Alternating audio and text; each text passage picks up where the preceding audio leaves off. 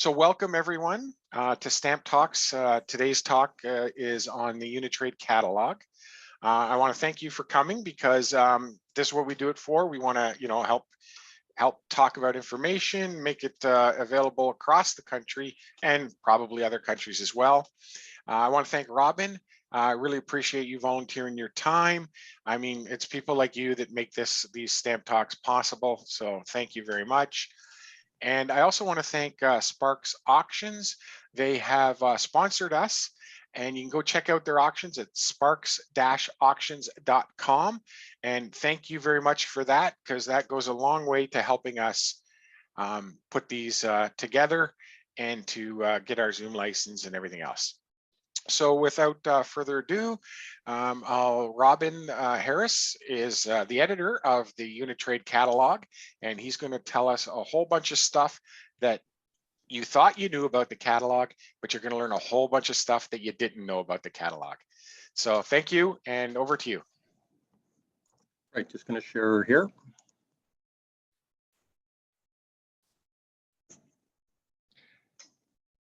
Well, thank you to the RPSC and especially Joe Trowsey for his time over the past year in initiating and moderating the 2 Zoom events every month. What a great and valuable resource he has created for the Royal. And thanks to all of you here this evening for taking the time to listen in as we discuss the evolution of the Unitrade Catalog from 2005 to the present day. I have given a similar talk on this topic as many as 4 times previously, each time to a slightly different audience.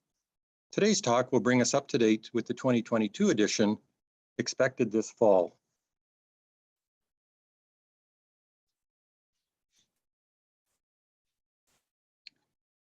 Today's presentation includes the topics you see noted here. I will be reading from a prepared script, more so that I don't forget anything. I expect this to take about 45 minutes, and then we'll open it up to any questions or comments.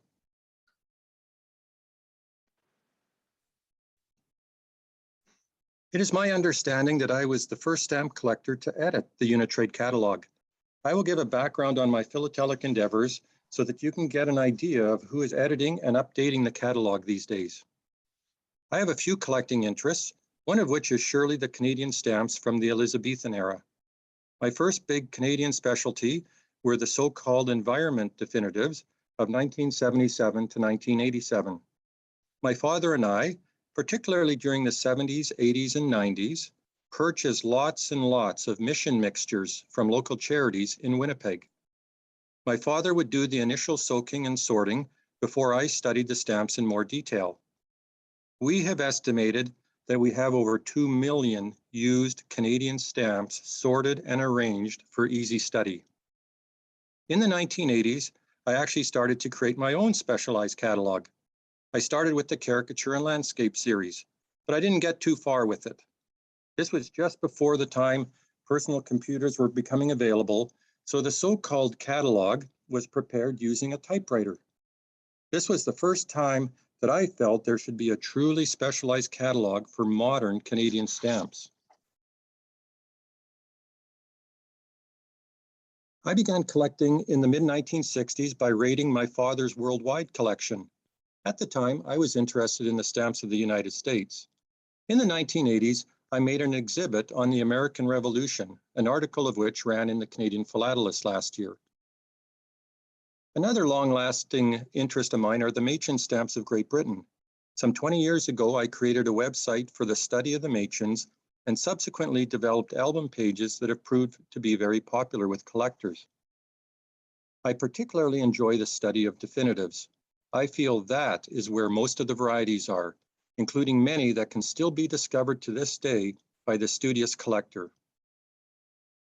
And like many collectors, I also enjoy the penny black, the first postage stamp issued in the world, particularly those that have my initials in the lower corners. In 1997, I began developing a series of specialized books on the Elizabethan era definitives. They too have proved very popular with collectors. I have recently started to update these books, with these 2 being recently completed with significantly new features. It was the development of the specialized books that took me to Saskatoon Stamp Center. I moved the family and worked there from 1997 through 2002, primarily to develop a new database system and website. I have created a number of other philatelic websites, including my own. Here is the stamps page from the site, which will lead you to several resources that I have developed over the years. I also developed websites for the RPSC and Philatelic Specialist Society of Canada, both of which I continue to maintain to this day. Other sites I have had a hand in include those for BNAPS and the West Toronto Stamp Club. In 2001, I was asked to be editor of the Corgi Times. This is the bi-monthly newsletter of the Elizabethan II Study Group under the auspices of BNAPS. I am now in my 21st year as editor of this journal. In 2011, I was asked to write the Around the World column for Canadian Stamp News. I have now prepared 266 of those columns over the last 10 years, which is published every 2 weeks. In late 2018, I was asked to be editor of the Canadian Philatelist. I am now nearing the end of my 3rd year in this role. Why that spiel? I am proud of my background as a longtime stamp collector and philatelic author. Hopefully this has shown the enthusiasm and knowledge I bring to my editing of the Unitrade Catalogue as a stamp collector first. Before getting into the Unitrade in more detail, let's take a quick look at some Canadian catalogs that have appeared over the years. For many, this could be a trip down memory lane. Firstly, here are 3 books that provided specialized information on the so-called classic stamps of Canada. We have the Boggs, Jarrett, and Holmes references in catalogs. Boggs has information up to 1939, Jarrett to 1928, and the last annual catalog from Holmes appeared in the early 1960s. A go-to book for printing information is Douglas and Mary Patrick's Canada's Postage Stamps book, which lists stamps to 1964. Glenn Hansen produced a couple of editions of his guidebook and catalog of Canadian stamps. It had a tremendous amount of great information, but was last published in 1974. One of the first books to be titled Canada Specialized had a couple of editions, the last appearing in 1981. Charlton produced a specialized Elizabethan-era catalog in 1982.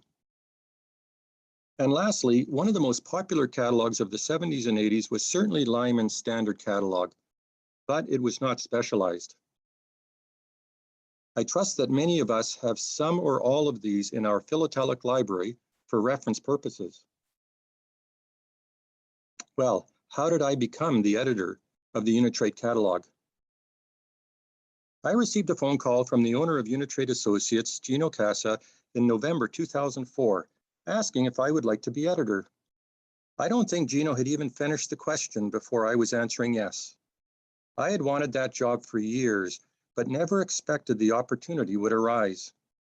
I did not apply for the job, and I'm still curious to this day as to how it fell into my lap. I suspect it was based on my philatelic background, but do not know for sure. Interestingly, I did not actually see the folks in person at Unitrade Associates until well after my first edition was edited, printed, and shipped. It was quite a trustworthy experience. Here we see the cover of the 2005 Unitrade, the one that had just become available to collectors when I received the call. And here's the 2006 edition, my first as editor.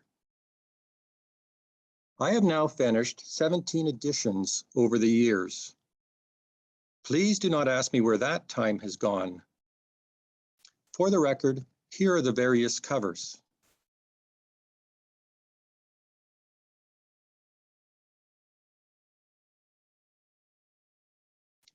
There are 3 areas of the catalog that I have little or no involvement with: the business side of Unitrade, the advertising, including the ads that appear within the catalog, and the cover. I have been asked to provide suggestions for stamps that appear on the cover, but otherwise I am not involved with the design of it, which, by the way, is the one area that I receive the most compliments about, on something I do not even create. By the way, for the soon-to-be available 2022 edition, to highlight the upcoming CAPEX International Stamp Show to be held in Toronto next June, I selected the previous CAPEX stamps that have been released over the years and passed that on to the cover designer. Let's look at how my first edition went in 2006. I received a DVD from the Unitrade people in late 2004 that contained the 2005 edition. The files had been prepared using the Corel Ventura software. At the time, I was a devoted WordPerfect fan and still am to this day for my day-to-day word processing needs. Not knowing anything about Ventura, I figured I could redo the entire catalog using WordPerfect. I made a couple of test pages in WordPerfect to see what would be involved in developing the catalog using it instead of Ventura. I was hopeful that it wouldn't take much time to convert and develop the catalog with my favorite program. It turns out that although WordPerfect is the best word processor on the market, it wasn't quite up to the task of desktop publishing that was required for a catalog of this size. So I looked into the most popular and best software available at that time for desktop publishing, the Adobe InDesign product. Here's what it looks like. InDesign is a page layout program, not a word processor. It did take quite some time to learn the many features of InDesign, as well as how it thinks and works. But all these years later, I am thankful for taking the time to get to know the program. I now do all of my book and newsletter work with it. We will come back to another look at InDesign a little bit later on. When I was asked to be editor in late 2004, I was told by a couple of collector friends that there were many mistakes in the Unitrade at that time. I hadn't really noticed that myself. However, here is one from that 2005 edition. In this instance, the same picture has been used for two different listings. That is certainly not a mistake one would think could possibly happen, and one that I certainly would never make. But I replicated the mistake in my very first edition. It shows that no matter how much you proof your own material, mistakes, even ones that appear quite glaring once they are pointed out, can happen. When I finished my first edition, I was actually quite proud of what had been accomplished and felt that it was virtually mistake-free. How wrong I was.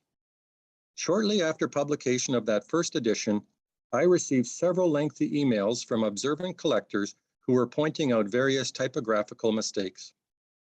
The most common type of mistake seems to be the old copy and paste type.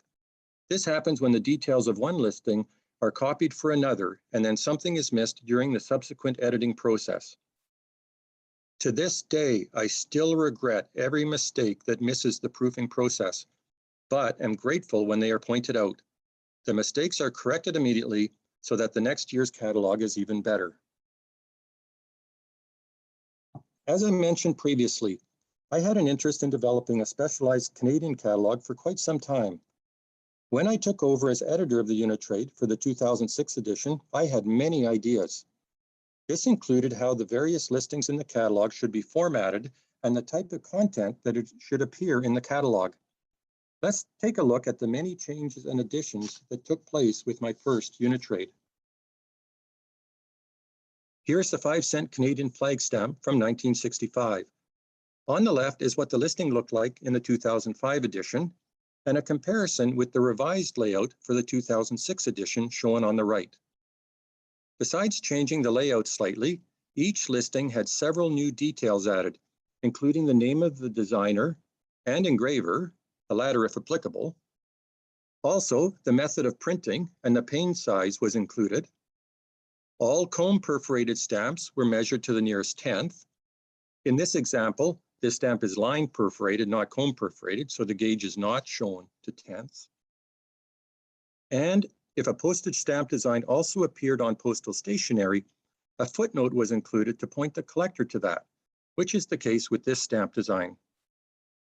When I was adding new entries to the catalog, and still to this day, thought is given to how any addition will impact both the specialist and the novice collector. So-called padding was addressed with the reformatting of the catalog from 2005 to 2006. Notice here on the left how an entire page was used to illustrate a single pane of 6 stamps in the 2005 catalog. This is clearly a waste of space. On the right is how the 2006 edition displayed these NHL stamps. Each of the 12 varieties is illustrated in nearly full size, along with the pane of 6 and booklet pane of 6 illustrated at a reduced size. When it comes to stamps issued in a series, every effort is given to illustrating the entire series together rather than splitting the stamps apart, assuming the Scott numbers are sequential. On the left, we see the King George VI peace issue from 1946 as the listings and illustrations appeared in the 2005 edition. On the right is my first edition where the entire series of stamps are pictured together.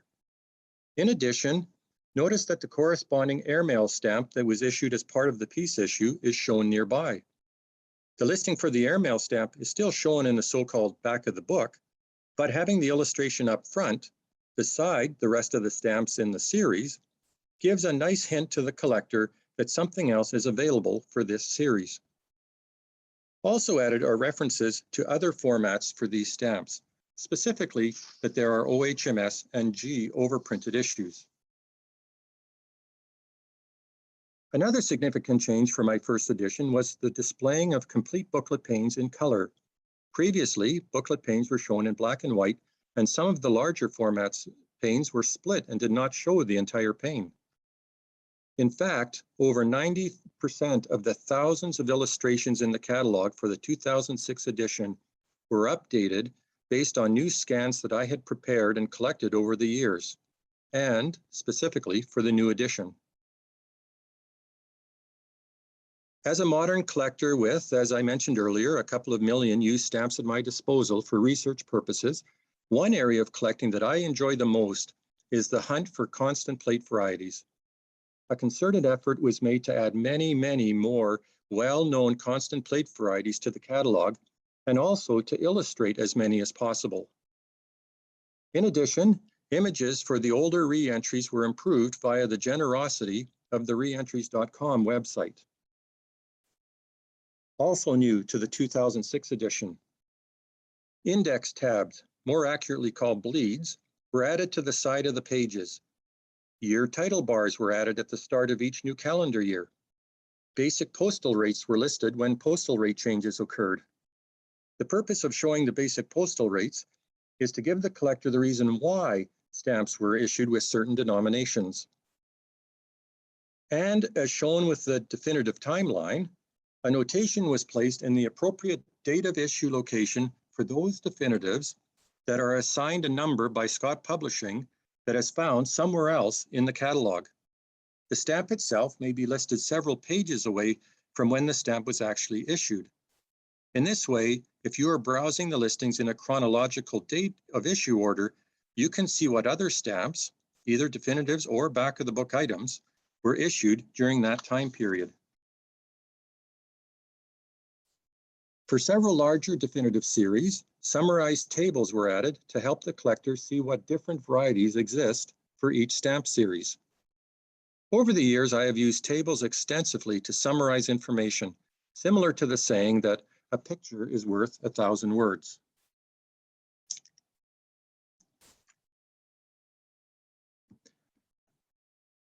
On several occasions over the years, Canada Post has issued stamps with unique pane layouts. I felt it was important to illustrate these. And again, a picture is worth 1,000 words. Starting with the 2006 catalog, individual stamps from booklet panes and souvenir sheets were illustrated separately, and the full panes were illustrated with smaller images. I felt that the novice collector would likely have just a used single of the stamp in their hand, so illustrating all of the stamps from a pane or souvenir sheet as individual stamps would make it much easier to locate and identify a stamp. Canada Post has issued several joint issues with other postal administrations over the years. I felt it would be very useful, again, as an aid for the collector, to note and illustrate the foreign countries' joint stamp issue. Here we see examples of two of these. the 10-cent U.S. bicentennial joint stamp issue of 1976 with the United States, and the 2004 joint stamp issue with France for the 49-cent stamp issued for the French settlement in Acadia. Also new in 2006 was an expanded introduction. Illustrated here on the left is the new How to Use the Stamp Listings page. This idea I stole from the Scott Catalogue. On the right, illustrations showing examples of different tagging formats were added. As an aside, I receive many emails from collectors. A good percentage of these questions can be answered by a look through the introduction. I suspect this is one part of the catalog that is often overlooked by collectors. I am a strong advocate that every collector should have a strong philatelic library, both with general type reference books as well as specialized books in one's area of study. As such, scattered throughout the catalog are references to important stamp books that will give the collector far more information on certain stamp series than can be shown or referenced in the Unitrade Catalogue. Here we see literature references for the Cents, Large Queen, and Admiral stamp issues. Yes, the full title of the Unitrade is the Unitrade Specialized Catalogue of Canadian Stamps, but it is literally impossible to list every single variety for every single stamp issue in just one book. Referring the collector to other sources of philatelic literature is one way to inform the collector of these other resources. Another new feature with the 2006 catalog was the notation of items that do not exist. That seems like an odd phrase to say. Shown here are the 3 Wilding coil stamps that were issued in 1954. These stamps were not issued all on the same date. As such, Scott Publishing was assigning catalog numbers. When they were assigning it, they assumed that the 3-cent Wilding stamp would also be issued in coil format, so they reserved number 346 for it. However, in the long run, the post office did not issue a 3-cent Wilding coil stamp. Rather than renumber a whole whack of catalog numbers, number 346 was left alone.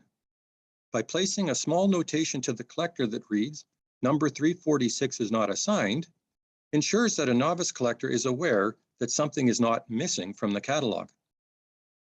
By the way, the introduction to the catalog includes a list of all of these unassigned catalog numbers. One other feature that was added to my first 2006 edition are tagging errors, more specifically, missing tag and constant tag varieties. Although an ultraviolet light is required to see these otherwise hidden varieties, tag varieties are highly sought after by collectors. By the way, tag shifts are not included, just like color and perforation shifts are no longer added to the catalog. Another type of frequently asked emails that I receive as editor deal with color shifts. It would be impossible to list every known color and perforation shift. And yes, a tag shift is really just a color shift.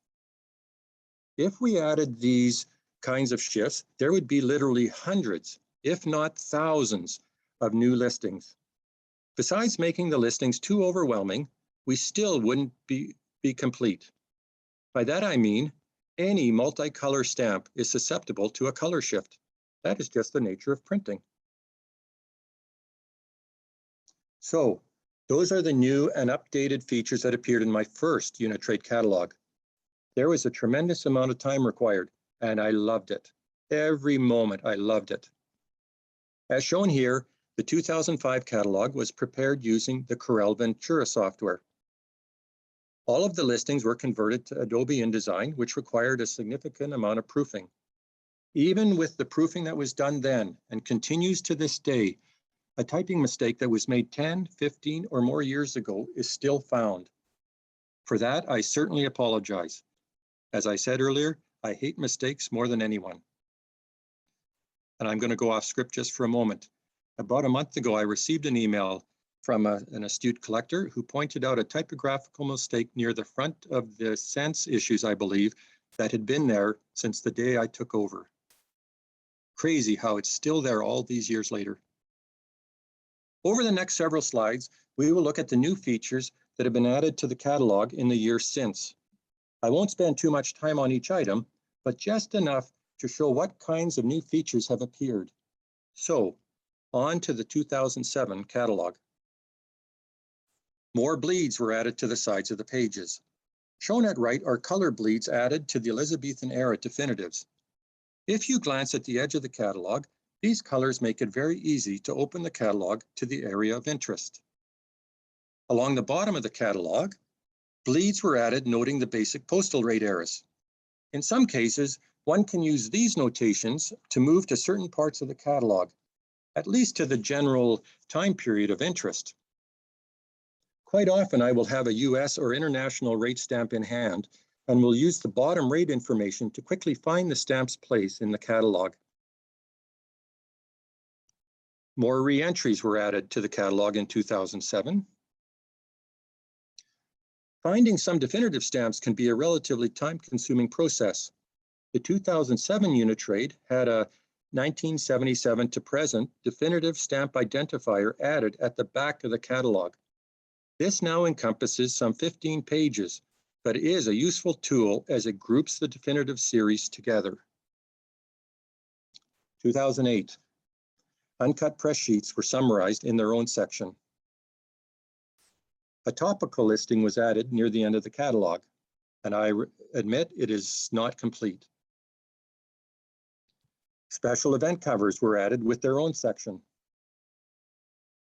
And booklet single stamps that did not already have a number assigned by Scott Publishing were added. These are noted by the lowercase s at the end of the number. Moving on to 2009, uncut press sheet gutter combinations have their own section. A new GEMS two-page spread was added to the introduction of the catalog.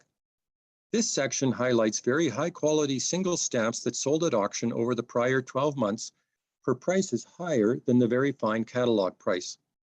The VF condition price is the best grade noted in the catalog, but there are many higher quality items sold at auction that are highly sought after by collectors. This two-page spread is meant to show that certain stamps will sell for more than catalog price. Also in 2009, Christmas seals were added with their own section. In addition, an alphabetical people listing was added near the end of the catalog with the 2009 edition. If you know of the name of the person pictured on the stamp, this listing makes it very easy to find the Scott number. In 2010, a page was added to the introduction illustrating the different pre-cancel types that exist. Although the Unitrade catalog itself does not list all known pre-cancels, this summary page and notations for the specific stamps that exist in pre-cancel form just gives the collector a summary that many pre-cancel varieties do exist.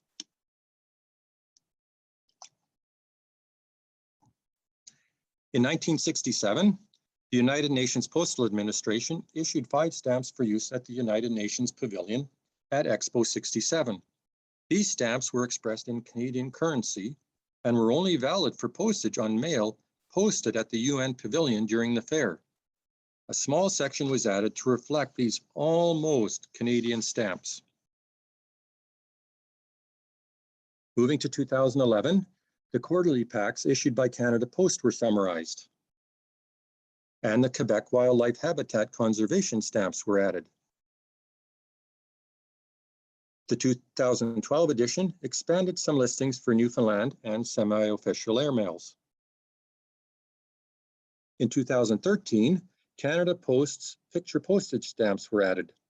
Only those prepared and sold by Canada Post to collectors are listed. That is, picture postage created and ordered by the general public is not listed. Why? Collectors are not given a complete listing of what is available, and I also suspect that many customized picture postage designs are never even used, but rather kept as keepsakes. Also in the 2013 edition, for the Elizabethan era definitives, a subtle yellow highlighter was added to the first line of a new group of stamp listings. This was done to make it easier to see when each new stamp design begins. Also, small notes were added within the illustrations of those stamp issues that were issued in both self-adhesive and water-activated gum format. The just released computer-vended postage stamps required their own section, a new back of the book area added to the 2014 catalog. Another back of the book area now includes Canada Post's stamp sponsorship products. This program permitted corporate entities and organizations to partner with Canada Post Corporation and sponsor a specific commemorative stamp issue. Sponsors share the prestige of participation, and being identified with Canada Post products increases their profile further. In 2015, we added the New Brunswick numeral cancellation rarity factors. And in 2016, the rarity factors for the British Columbia numeral cancels. Also added to the catalog in 2016 was pricing for artist-signed duck stamps and 2 pricing grades for the 5-hole OHMS Perfin stamps. The large queen paper chart was updated in 2016,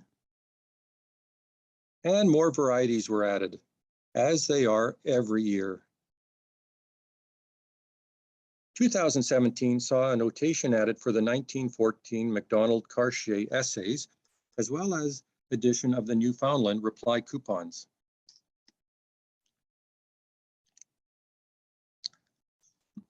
As new errors are reported and verified, the Unitrade catalog will add the new variety, and I assign our own catalog number in the form of a lowercase Roman numeral, such as I, III, etc. When Scott Publishing becomes aware of the new listing, they may, if it meets their policy on listings, assign their own catalog number to the variety. In this case, it would typically be a lowercase letter, such as A, B, C, etc. At that point, the Unitrade catalog must change our Roman numeral listing to match Scott's assignment. A significant number of these number changes happened with the 2017 edition after Scott Publishing had done a major review of their listings. This shows that Scott Publishing does look at the Unitrade catalog just as I look at their catalogs. As noted previously, I continue to add new varieties as they are reported and verified.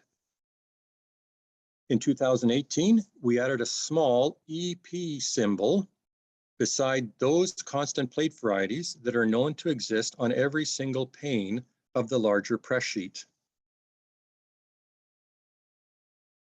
In 2019, pricing notations were added for on-cover examples of USA and international rate envelopes.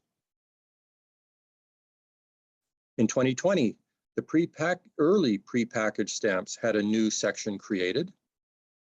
And also for the 2020 edition, the stationery listings were removed from the Unitrade catalog. This tough decision was based on a couple of factors. One was that the listings in the Unitrade, at least for the earlier stationery items, was not complete. But more importantly, a long-awaited new edition of the Webb's catalog had just been released. Webb's is the go-to source for any Canadian postal stationery item. A collector in this field would almost always refer to the Webb's catalog number, so it didn't make sense to also have a Unitrade catalog number being used in the marketplace.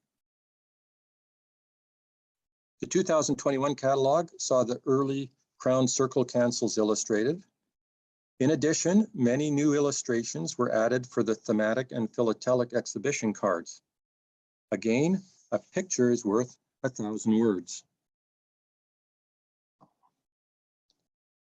The newly recognized varieties of the Repeating Canada underprinting security feature found on certain stamps was now noted in the catalog.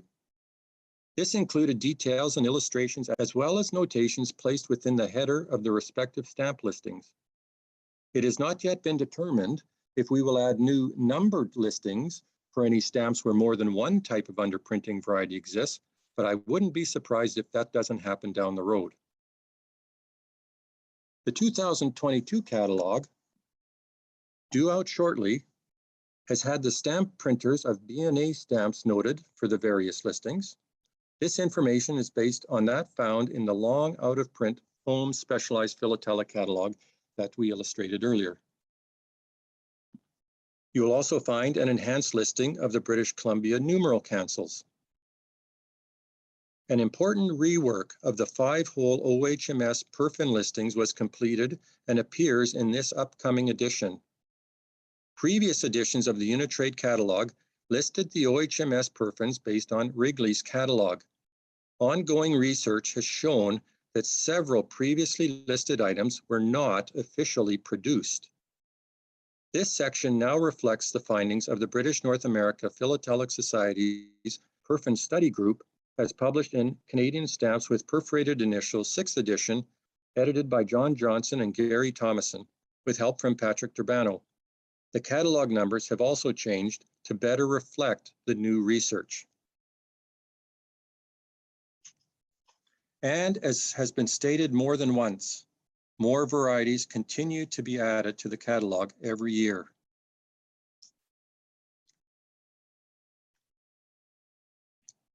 So that shows the new features and changes that have been incorporated into the Unitrade Specialized Catalog of Canadian Stamps over the last 17 years or so as I've been editor.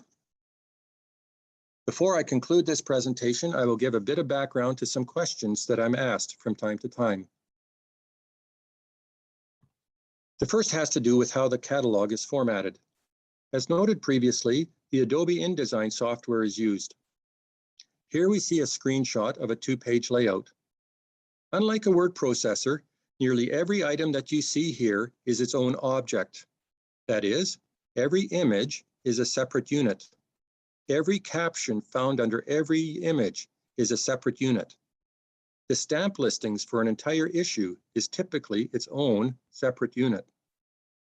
Unlike a word processor where, if done correctly, when you add new content early in a document, any following content flows automatically from page to page, that is not typically the case with an InDesign created document.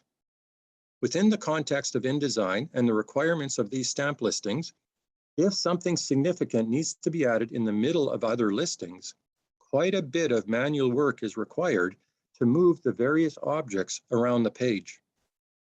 Despite the time that is needed to move these objects around and change the layout, perhaps across multiple pages, adding new listings and varieties is certainly more important than any extra time that may be required to make room for the new item. Here is a closer zoom of a typical single stamp listing. Notice the light blue lines. Those are the borders of each object. This particular listing has 7 such objects. 2 are images, 2 are captions, and 1 is the arrow pointing to the variety location. There is another object for the title of the stamp, and the 7th object is the full stamp listing. What we are looking at is the default viewing within InDesign. By hitting a couple of keystrokes, the view can exclude the lines and object borders. In addition, the quality of each image can be enhanced. Typically, the image quality is a low-res version in order to speed up the display and movement through the document. The right-hand view is a cleaner look, but where and when the various objects start and stop can no longer be seen. And that kind of information is always useful when editing the document. Note that the catalog is not a database-driven document. Far from it. Any little change needs to be done manually in the various objects throughout the document. The catalog itself is now some 784 pages. Although InDesign, I believe, could handle such a large document in one file, I have opted to split it into many files, mostly for speed. In fact, it is currently split into 26 files. What about the assignment of catalog numbers? There are 2 aspects to this. Either the need to assign a new number because a newfound variety, or the assignment of a catalog number for a newly released Canada Post stamp. Earlier we noted that if I add a new variety, I can assign a Unitrade type number. That is I, II, III, and so on. Unitrade Associates uses the Scott numbering system, so anytime Scott Publishing adds their own catalog number, The Unitrade Catalogue must then reflect this. In terms of newly issued stamps from Canada Post, I need to wait for Scott Publishing to assign numbers before I can note that in the catalogue.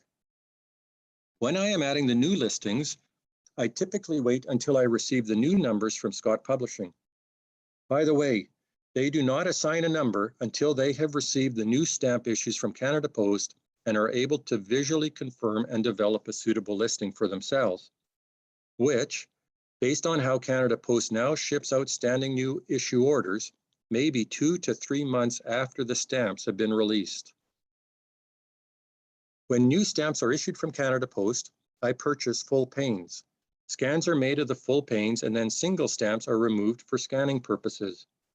For the self-adhesive stamps, a single is placed on black paper and then scanned.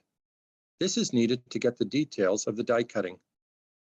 All of my stamp scans are saved using the Scott Catalog number, so if I happen to start to create a listing in the Unitrade when a new issue is released, I will wait to place the images until I have the Scott numbers, since the scan file names are based on their numbering.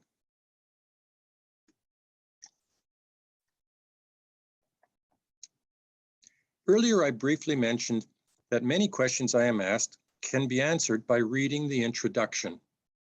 I suspect that many collectors may have glanced at the introduction, but have not taken the time to read it in any kind of detail. So, I'm going to show these pages here and highlight a couple of areas that may show items that some of us didn't know were even there. The first page of the introduction includes a note from myself, which includes a notation of what is new to the catalog this year. The bottom of the page discusses the numbering of stamps and varieties. The next 2 pages detail how to use the stamp listings. Catalog valuing, condition grading, and cancellations are the next topics of discussion. The 2-page gems section, as we alluded to earlier, follows. Some stamp collecting basics appear next. A brief discussion of the Low Martin produced coils follows. This in itself could be pages long. Tagging examples follow that. Paper, including fluorescence, is the next topic. Mentioned previously, a brief discussion of the underprinting security feature follows. Constant plate varieties, errors, freaks, and oddities are then mentioned. This is followed by the 1-page summary of pre-cancels and a very brief glossary of selected philatelic terms. And lastly, very basic postal rates are noted, along with a few links to other resources available on the web. I know you couldn't actually read what was being displayed on the last few slides, but all of us can now say we have at least seen the introductory pages. Our last topic of discussion before opening up to questions is related to pricing. Let's face it, one of the main reasons collectors buy each year's new catalog is to check on the pricing of certain stamp issues. In the 1970s, when I bought an annual stamp collection, ironically titled the H.E. Harris Postage Stamp Catalog, there would be a handful of stamps that I would look up first, just to see if I could retire yet if I sold those stamps. And I was only 10 years old. About a month before I finished the next Unitrade catalog, I received pricing suggestions from several stamp dealers across Canada. Some send me a few suggestions, while others will send dozens of pages from the catalog with their pricing suggestions marked up. Here we see a couple of examples of the latter. I should point out that I am not a dealer and I do not buy or sell stamps from collectors on a regular basis. I, like many of you I'm sure, have sold some duplicate stamps from time to time, but it is not my career. As such, I do not have first-hand experience on determining the pricing of stamps these days. So, I look to the dealers who handle this material regularly.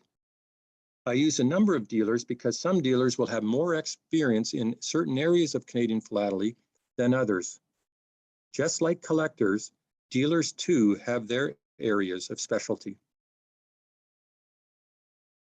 Here we see a picture of my office work environment. In this example, you will see several piles of paper laid out. Each pile represents the pricing suggestions received from each individual dealer. I do wait for all of the pricing suggestions to come in. I give the dealers a specific deadline before I start updating the catalog.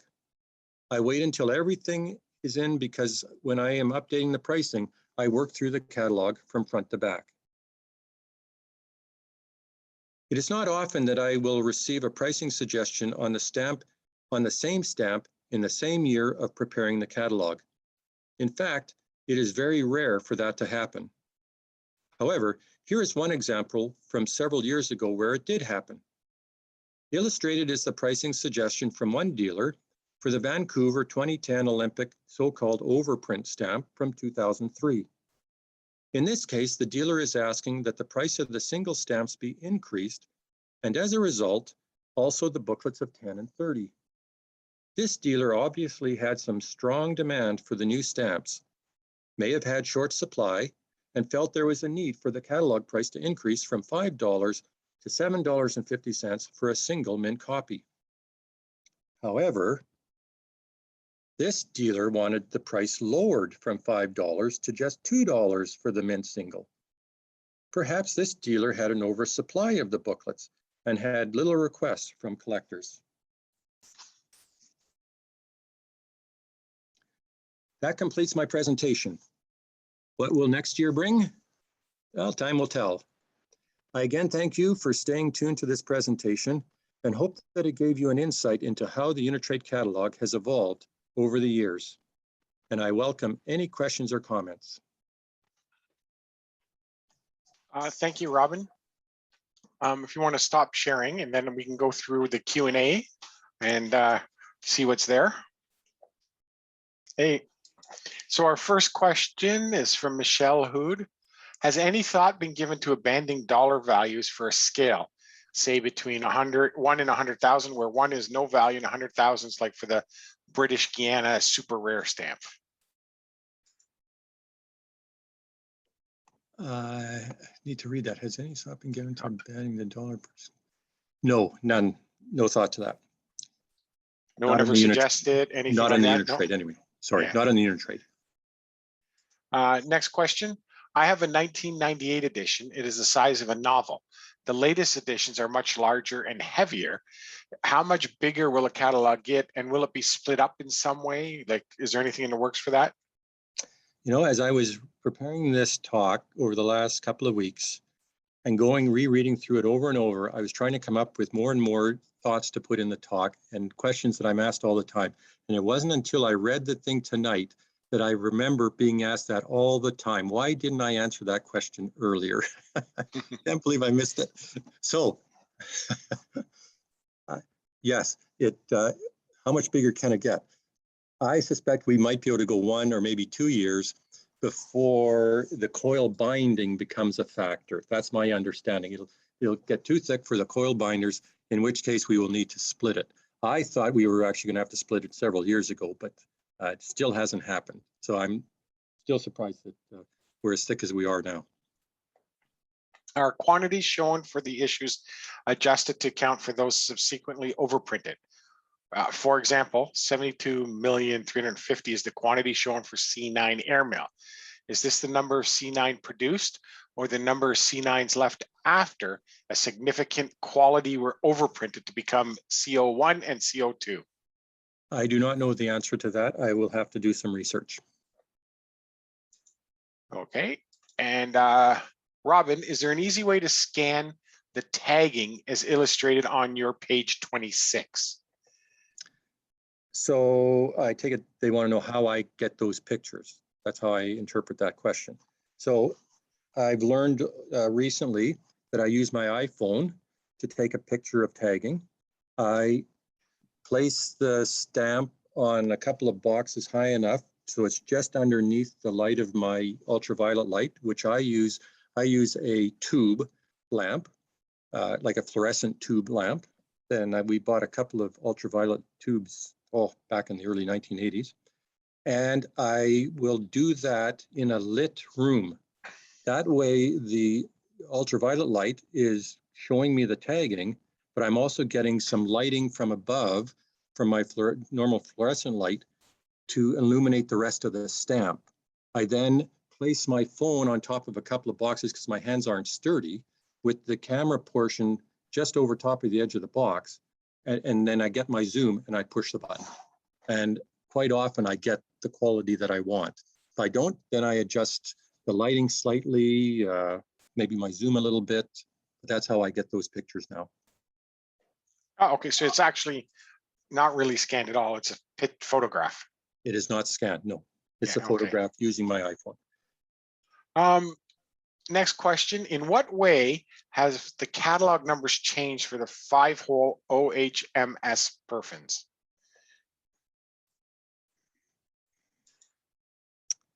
Can we leave that question till a little later after the others, and I'll share the screen again and I can bring up this year's catalog and I'll go to that page. Sure. And show you the page, and that will hopefully answer the question. Okay. We have another question. Will be split up into part A and B, the same as Scott. I believe that's already been answered at some point. I'll just continue on that. Yeah, it will have to be, but where? And I would welcome emails from people on their thoughts of where we should split the catalog. There's a couple of thoughts on that. Do we just go to, if the catalog is 800 pages, do we go to page 400 and split it? No matter where that is, it'll be in the middle of the Elizabethan era. Or do we pull the Elizabethan era out and anything related to that and have it as one part and everything else as another part? That would mean the Elizabethan era will be probably at least twice as thick as the other part, but it will split it into two parts, and which our coil binding could then do. So I would welcome your thoughts from people on that. Well, since I get to talk, I'll give you my thoughts. Sure. I like the idea of splitting it at the Elizabethan so that the sections are separate, but that's just my thought. Robin, you mentioned a brief selection of philatelic terms in the introduction. Is there a go-to reference book on definitions of philatelic terms? My philatelic library has many stamp dictionaries. The one I like the best is the Lynn Stamp Almanac. It's not 100% complete on terminology, but it's a good one for a starting point. The one more in-depth one would be, and it's not really a dictionary, but it does have every term you'd ever want in it, is the one by L. and M. Williams. Someone, when we open this up, will be able to tell me the title of that book. The title eludes me at the moment, but there are lots of books out there. I've also looked just general internet searches for philatelic terms, and you can get an idea, a fairly good idea of a lot of terms doing that. Probably not as well researched as a book, but if you're in a pinch. So there, yes, you're right. There are some sites that are devoted to stamp collecting and have sections for terminology. I know our BNAPS Elizabethan Study Group website has a section with terms, an alphabetical list of terms, far more than what's in the Unitrade, along with pictures of the terms. Huh. And that's free. If someone wanted to learn more about identifying the various types of paper fluorescence beyond the short write-up on page 25, where would you suggest one go for such information? I would say that is a tough question to answer. I think a lot of that comes from your own self-experience. You need to lamp stamps a lot and look at the fluorescence on many different stamps. The front of the Unitrade does give a chart that gives sample reference catalog numbers of stamps that only come with that one fluorescence. So I make up, I have found those stamps and I made up a little sheet with those stamps placed upside down on a black paper in mounts. And I then will, as I'm lamping stamps, will take my stamp and compare it to those known examples and do my testing that way. With that said, and some of my collector friends know this, as the years have gone on, and I'm not saying I'm wiser, I'm more forgetful, but as the years have gone on, I have become less and less enamored with fluorescence. However, with that said, when I got my first UV lamp back in, it was about 1975, I guess, the first thing I did was take out my 8-cent caricature stamps that we had used. And I think I came up with like 18 or 23 different fluorescent grades on just the one stamp. And by then I realized, well, even not then, but that's just too much. So I've become more simplified in my look at fluorescence. But to me, I think you need to almost be self-taught on that. You need to look at lots and lots of stamps to get a feel for what the fluorescence is. Another question, can you comment on the general trend of stamp catalog prices over, say, the last 10 years, 25 years? So quality stamps, from my experience of updating Unitrade, from the information we get from the dealers over the years, quality, high quality stamps are the ones that are going up in price.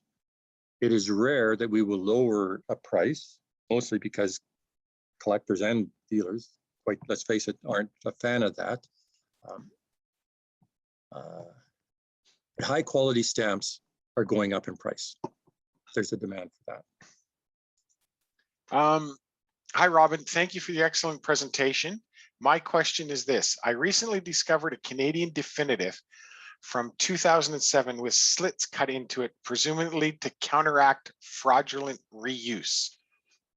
Any comments? I've never heard of that on a Canadian stamp.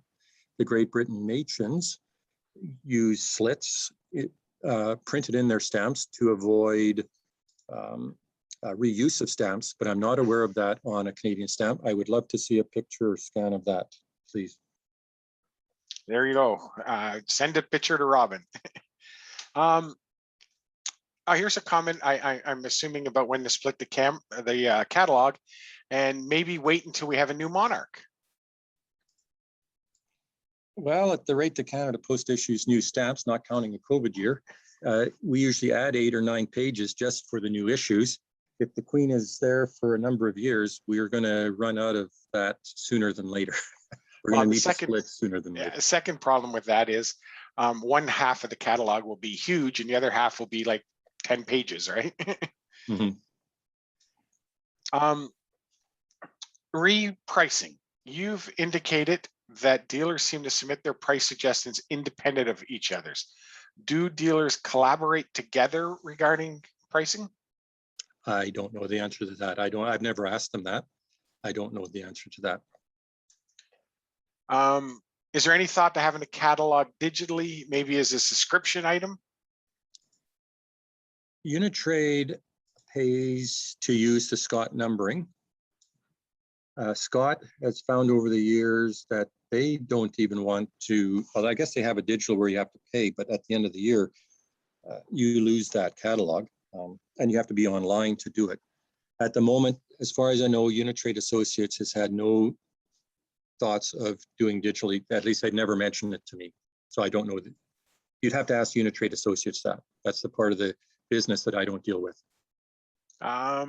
Here's something comment. Also, Musin Stamp Direct Dictionary. So I'm taking that's another book you can get or reference you can get for stamp terms. Yeah, that one, I think I may have that too in my library. That was probably what, the 80s, I would guess, late 70s, early 80s that came out. That's just a guess on the timeline, but it's devoted to being a stamp dictionary, so it would have just about everything in it. Another comment further to my question. Garfield Porch has indicated they have seen an entire booklet like this. I'm assuming that's Garfield. The question about the slits. Right, so I'll ask Garfield for a picture of that. Okay. So that we're down to one more question. That's about the 5-hole OHMS perfins. But before that, I just want to go into the chat because I know some people were making comments and putting questions in the chat. So what's the process for updating prices? We went over that. If someone wanted to learn more about identifying the various types, we went over that. Thank you for a wonderful presentation, Joe and Robin. Yes, thank you, Robin. Lins.com influential invites participants in a survey to recognize outstanding live-in philatelists. Robin Harris is not on that list, but you can write in. There you go. You're being recommended as an outstanding philatelist. There's a lot more ahead of me. I like the second suggestion where Elizabethan is its own section. Great presentation. Appreciate all the insights. Great presentations. Thank you. All right, so let's just go back to, one more new question. Is there a strong possibility the French edition by issued, is there a strong possibility the French edition by issue today? This is a big missing book in Quebec. So is there any talk of a French edition? I have not heard of any from Unitrade Associates. You would have to contact them again. That would be a business decision on their part. That would be a huge undertaking.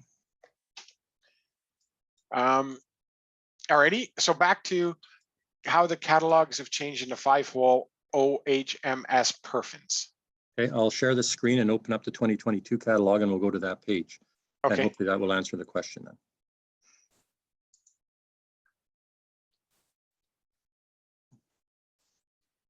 So that's viewable, I believe. How do I scroll now to get to there? So we're going to find the page number. It's on approximately somewhere. Where are we in there? OHMS. About 650-ish or so.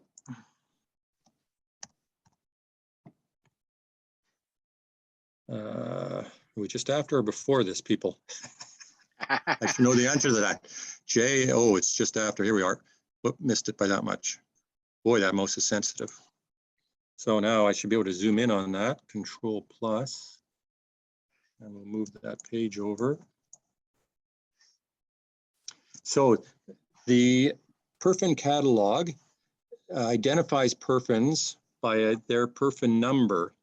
And the OHMS, the 5-hole, is type 08. The 4-hole is, I think, 010, and there's a second 5-hole type 09, I believe. So now they're numbered. You see here, 08, as in perfin type 08, Scott Catalog 105. Perfin type 08, Scott Catalog 107. So it used to be OA was the number for the 5 holes. Now we're using the perfin type catalog number, and it happens that alphabetically, OHMS are O numbers, and 08 is the 8th one alphabetically. So 08, and we go to the next page. So sorry, the 4-hole has 2 types, an 09 and an 010, depending upon the year of issue. So that's new. In the past catalogs, we didn't differentiate 2 types of 4-hole perfins, but they do exist. So there's now the 09 types and then the 010 types. So that's the new catalog numbers. Okay, that's great. Thank you. I'm going to just wrap up the recording, and then what I'll do is I will promote everyone up for some social time. But before I do that, I want to thank you, Robin, for taking the time out to show us all this. I know when you talked about the introduction, it's kind of a personal thing that I know. When I look at perforations and it says 12 by 13, what is 12? Vertical or horizontal, what is 13? So I find I have to go to that introduction and look that up quite often because I never seem to remember that. So I know exactly what you're talking about in that introduction. So thank you. It's amazing the growth of the catalog in not just size, but in the depth of knowledge that's in there. So that's great. I also want to thank everyone that shows up. You guys all show up. We'll keep producing these, and I know they're appreciated, and I love the idea that people from all over the country, in fact, all over the world, can just sit in and learn a lot more about what the our Royal Philatelic Society of Canada is doing. And lastly, I want to thank again Sparks Auctions for sponsoring this series. Without their help, this would be much more difficult to pull off. So thank you, and check them out at sparks-auctions.com. Thanks a lot, and we'll be raising everyone up very shortly.